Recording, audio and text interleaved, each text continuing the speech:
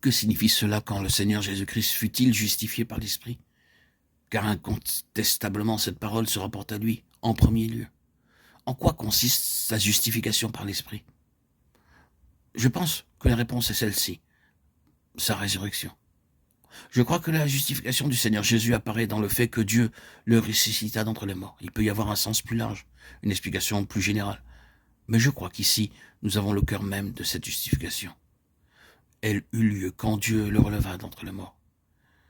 Pierre parle de lui comme étant celui qui a été mis à mort quant à la chair et rendu vivant quant à l'esprit. 1 Pierre 3,18. Dieu le justifia quand, concernant cette mort, Dieu intervint et le ressuscita d'entre les morts. Ce fut sa justification. Il se tint alors à une place avec Dieu où tout péché duquel il avait volontairement enduré le jugement fut entièrement mis de côté et où toute espèce de condamnation, quelle qu'elle soit, qui avait été mise à sa charge lorsqu'il a été fait péché pour nous, fut détruite. Tout péché qui avait été amené à reposer sur lui, ayant été mis de côté par sa croix, Dieu le ressuscita. Il est dans la position où il est justifié. Il est le justifié, lui, Jésus-Christ, le juste.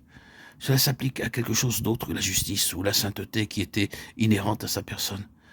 Cela s'applique à la justice, la sainteté qui lui sont propres, comme celui qui a été fait homme et fait péché, et qui a emporté ce péché dans le jugement, de sorte que Dieu peut être juste, et celui qui justifie tous ceux qui croient en lui.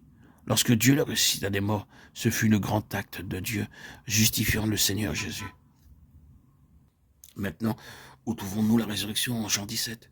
Tu lui as donné pouvoir sur toute chair, afin qu'il accorde la vie éternelle à tous ceux que tu lui as donnés. Il n'y a pas de vie éternelle sauf sur la base du Christ ressuscité. Et ici, il parle comme étant déjà dans la résurrection.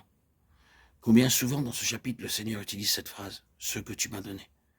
Il donne trois choses à ceux que le Père lui a donné. Il leur donne la vie éternelle, il donne la révélation du nom du Père, il leur donne les paroles de Dieu. Il donne la vie éternelle. La vie éternelle est le fruit de sa mort et de sa résurrection. Il ne pourrait être question de vie éternelle si la mort n'avait été détruite et si toutes ces possibilités de corruption n'avaient été entièrement abolies. Cette vie est nôtre sur la base de Christ détruisant la mort et en entrant pour nous dans cette vie qui est sans possibilité de mort. Quelle est la vocation de l'Église? Elle a été suscitée pour maintenir dans ce monde le témoignage d'une vie qui triomphe de la mort. Ceci a été dit très souvent, c'est le cœur même de la parole de Dieu pour nous dans le temps actuel. Le pouvoir d'une vie impérissable, d'une vie qui ne peut être vaincue et supprimée par la mort. Dans Jean 17, cela est mis en opposition à l'arrière-plan d'un monde hostile, inamical et haineux. Le monde les a haïs.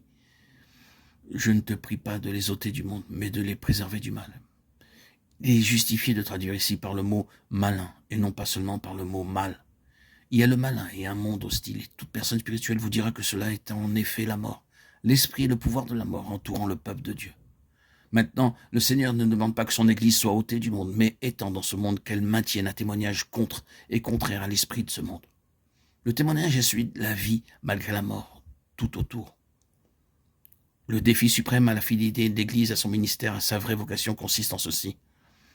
Sa condition témoigne-t-elle vraiment qu'elle n'est pas gagnée par la mort spirituelle, qu'elle manifeste réellement une vie plus puissante que le pouvoir de la mort, qui est tout autour d'elle?